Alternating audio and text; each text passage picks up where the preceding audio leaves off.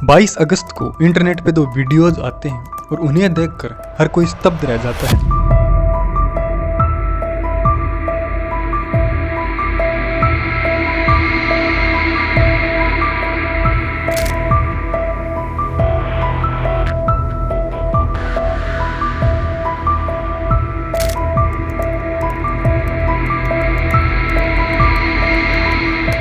उसके बाद ये वीडियोज सोशल मीडिया व न्यूज़ चैनलों में इस तरह से वायरल होते हैं कि जो भी इन वीडियोस को देखता है वह इनकी पीछे की वजह जानने में लग जाता है। कुछ घंटों बाद ही न्यूज़ निकल कर आती है कि इन वीडियोस में विपिन भाटी अपनी मां के साथ मिलकर अपनी पत्नी निक्की की पहले तो बेरहमी से पिटाई करते हैं और फिर उस पर कुछ ज्वलनशील पदार्थ डालकर उसको जिंदा जला देते हैं। ये न्यूज़ सुनने के बाद तो लोगों को और भी गुस्सा आ जाता है और वो इंटरनेट पे इसके लिए प्रतिक्रियाएं देते हुए कहते हैं यह इंसान नहीं है बल्कि जानवर है, इनको तो की सजा होनी चाहिए। अगले दिन ये वीडियो आता है जो कि निक्की की बड़ी बहन कंचन का है, जो कि उसी घर की बड़ी बहू भी है, जिसने यह पूरा घटनाक्रम अपनी आंखों से देखा भी और फोन से रिकॉर्ड भी किया। तो कंचन बताती है कि उन्हें 36 लाख रुपए के दहेज के लिए शारीरिक व मानसिक रूप से प्रताड़ित किया जा रहा था और इसी के लिए ही 21 अगस्त को भी पहले तो विपिन और उसकी मां ने निक्की की बेरहमी से पिटाई की और फिर विपिन की मां के द्वारा ला के रखे गए ज्वलनशील पदार्थ को निक्की पर डालकर विपिन ने लाइटर से आग लगा दी और वहां से भाग गए। फिर कोई पड़ोसी आकर उनकी बहन को हॉस्पिटल लेकर जाता है। उसे बहुत ही अफसोस है कि वो अपनी बहन को बचा नहीं पाई क्योंकि वो ये सब देखकर बेहोश हो गई थी। और ये सारी घटना निक्की के बेटे के सामने होती है जो कि 5-6 साल का है। वो भी मीडिया को बताता है कि किस तरह से उसकी मम्मी को उसके पापा ने जिंदा जला दिया। उसके बाद तो लोग और भी गुस्से में आ जाते हैं और पुलिस को टैग करते हुए कहते हैं यूपी में इतना बड़ा कांड हो गया है और पुलिस ने अभी तक कोई इनकाउंटर या गिरफ्तारी नहीं की है, ये कैसे हो सकता है। तो पुलिस भी हरकत में आती है और विपिन को गिरफ्तार कर लेती है। इसी बीच इससे गोली भी लगती है। इसके बाद इसका एक वीडियो भी आता है जिसमें यह कहता है कि मैंने कुछ नहीं किया और छोटी मोटी लड़ाई तो हर घर में होती रहती है। उसके बाद विपिन के पापा, उसके बड़े भाई व उसकी मां एक एक करके सबको गिरफ्तार कर लेती है। इन सब के गिरफ्तारी के बाद सभी लोग खुश हो गए थे कि अब इनको सजा हो जाएगी और न्याय मिल जाएगा। लेकिन तभी एक सीसीटीवी वीडियो सामने निकल कर आता है जो कि पूरे केस को ही घुमा कर रख देता है।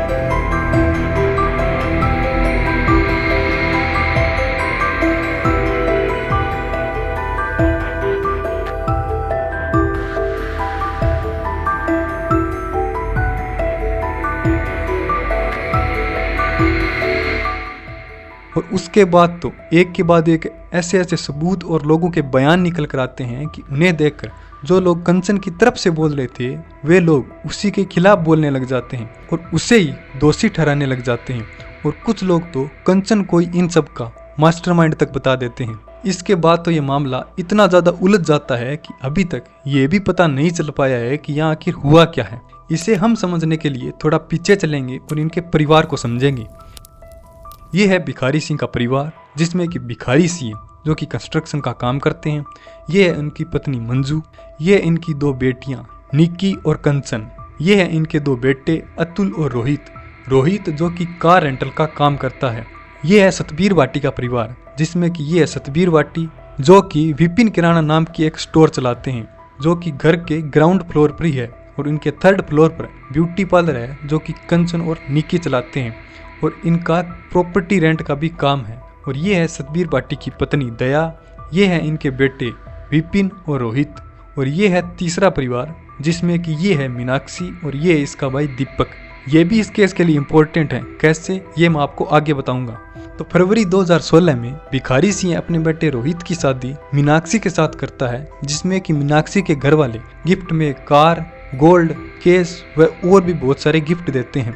उसके कुछ महीनों बाद दिसंबर में ही भिखारी सिंह अपनी दोनों बेटियों की भी शादी करता है सतबीर भाटी के दोनों बेटों के साथ, जिसमें कंचन की शादी रोहित के साथ और विपिन की शादी निक्की के साथ। और शादी में भिखारी सिंह भी गिफ्ट में एक स्कॉर्पियो कार, गोल्ड, कैश व और भी बहुत सारे गिफ्ट देता है। उसके बाद जब निक्की को लड़का होता है तब भी प्रोग्राम में भिखारी सिंह ने बुलेट मोटरसाइकिल भी दी। इन सब के बाद 21 अगस्त 2025 के दिन 5:30 बजे से 6 बजे के बीच ये घटना होती है और सब लोगों की नज़र में आता है। और उसके बाद इस घटना पर निक्की के पापा का बयान आता है फिर निक्की की मम्मी का बयान आता है और उसके बाद निक्की की बहन कंचन का बयान आता है, जो कि गवाह थी जिसने ये सब कुछ अपनी आंखों से देखा था और इसीलिए इसका बयान इम्पोर्टेंट भी था। तो कंचन का पहला बयान था कि विपिन और उसकी मां ने मिलकर निक्की को पहले उस दिन बेरहमी से पीटा था, जिसका कि उसने ये वीडियो बनाया था। लेकिन बाद में पता चलता है कि ये वीडियो आधा ही है। पूरा वीडियो तो ये है जिसमें कि विपिन की मां निक्की को पीट नहीं रही है बल्कि छुड़ा रही है और उल्टा विपिन को ही पीट रही है।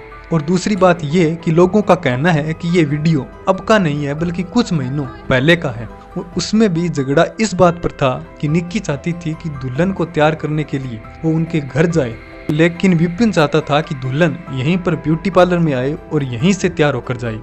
फिर आते हैं दूसरे वीडियो पे, जिसमें कि निक्की आग में जलते हुए सीढ़ियों से उतर रही है और कंचन वीडियो बना रही है। तभी कंचन की आवाज आती है कि बहन तूने ये क्या कर लिया। इस बात से उसकी बात का विरोधाभास हो जाता है और फिर लोगों ने ये भी आरोप लगाया कि उसकी बहन जल रही थी और वो उसे बचाने की बजाय उसका वीडियो बना रही थी। उस पर कंचन ने भी जवाब दिया और कहा कि उसे थोड़ी देर पहले ही उनके द्वारा पीटा गया था तो उसकी तबीयत खराब थी और उसने ये वीडियो सिर्फ सबूत के लिए बनाया था। यहाँ तक तो फिर भी ठीक था, लेकिन प्रॉब्लम तब हो गई जब कंचन का बयान सीसीटीवी टाइमलाइन से मैच नहीं करते हैं। तब सभी लोग कंचन पर ही शक करने लग जाते हैं और जैसे कि उसने कहा था कि विपिन की मां ने कुछ ज्वलनशील पदार्थ लाकर रखा और फिर विपिन ने निक्की पर उसे डाला और फिर आग लगा दी। लेकिन जब वहां के सीसीटीवी फुटेज निकल कर आए तो पता चला कि उस समय पर विपिन गाड़ी धो रहा था और उसकी मां भी बाहर गई हुई और विपिन का बेटा भी नीचे था, जो कि मीडिया के सामने ये बता रहा था कि किस तरह से उसकी मम्मी को उसके पापा ने जिंदा जला दिया। अगला बयान ये था कि जलाने के बाद ये सभी लोग भाग गए थे और कोई पड़ोसी आकर निक्की को हॉस्पिटल लेकर गया था। लेकिन सीसीटीवी फुटेज के हिसाब से निक्की की सास, ससुर और उनका पड़ोसी देवेंद्र उन्हें हॉस्पिटल लेकर गए थे और विपिन ले जाने के लिए पहले ड्राइवर सीट पर बैठा था, लेकिन देवेंद्र ने उसे उतार दिया क्योंकि उसने अपनी बीवी को उस हालत में देखा था, इसलिए वह गाड़ी चलाने की हालत में नहीं था।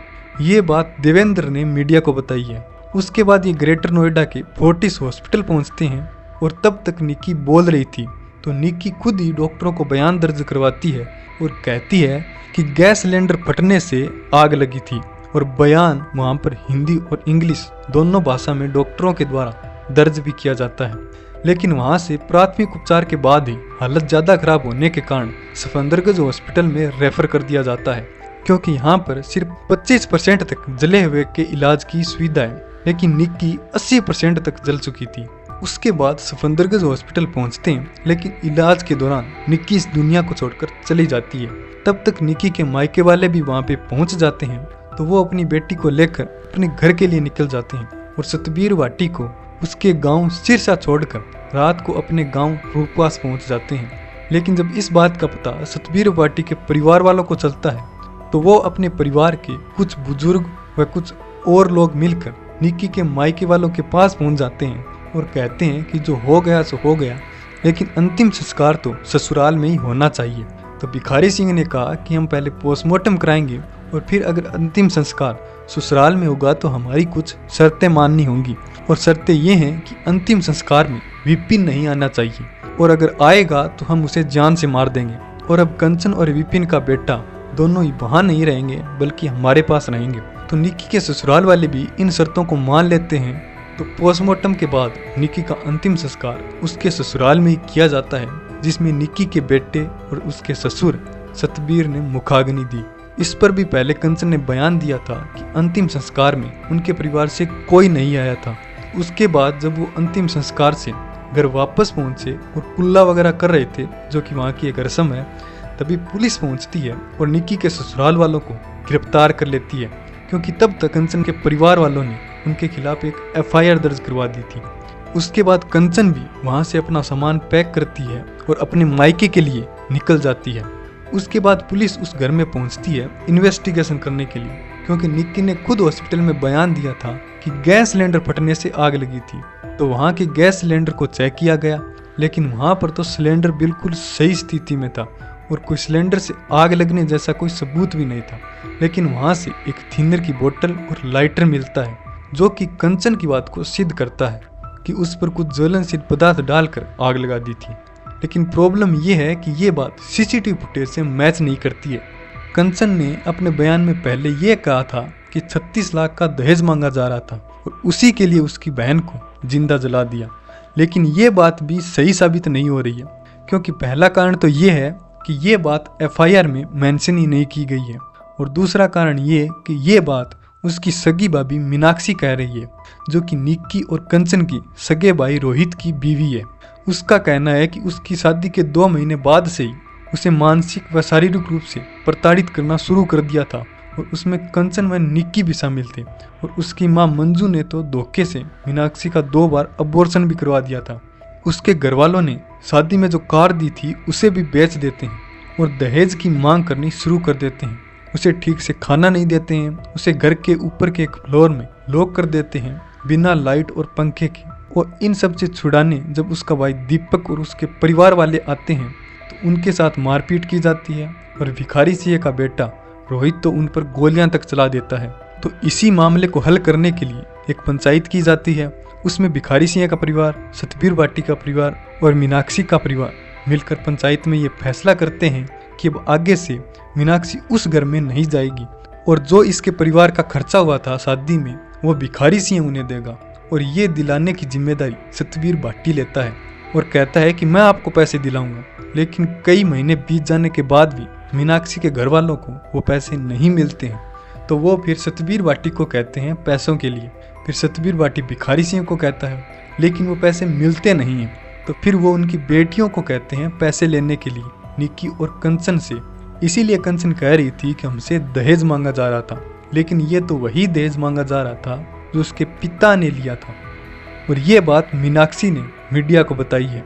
इस तरह से ये केस बहुत ही कॉम्प्लिकेटेड हो गया है, क्योंकि भिखारी सिंह का परिवार कह रहा है कि सतबीर बाटी का परिवार कातिल है, लेकिन सतबीर बाटी के परिवार व मोहल्ले वाले कह रहे हैं कि ये सब निर्दोष हैं। इन सब का मास्टरमाइंड तो कंचन है, उससे ही गिरफ्तार करके पूछताछ की जानी चाहिए। अब सच्चाई क्या है ये तो निक्की ही बता सकती थी, लेकिन ये अब हो नहीं सकता, तो पुलिस ही बताएगी कि आखिर सच्चाई क्या है और कौन है निक्की की इस दर्दनाक मौत का जिम्मेवार। आपकी इस घटना पर क्या राय है हमसे ज़रूर शेयर कीजिएगा। मिलते हैं नेक्स्ट वीडियो में। यहाँ तक बने रहने के लिए धन्यवाद।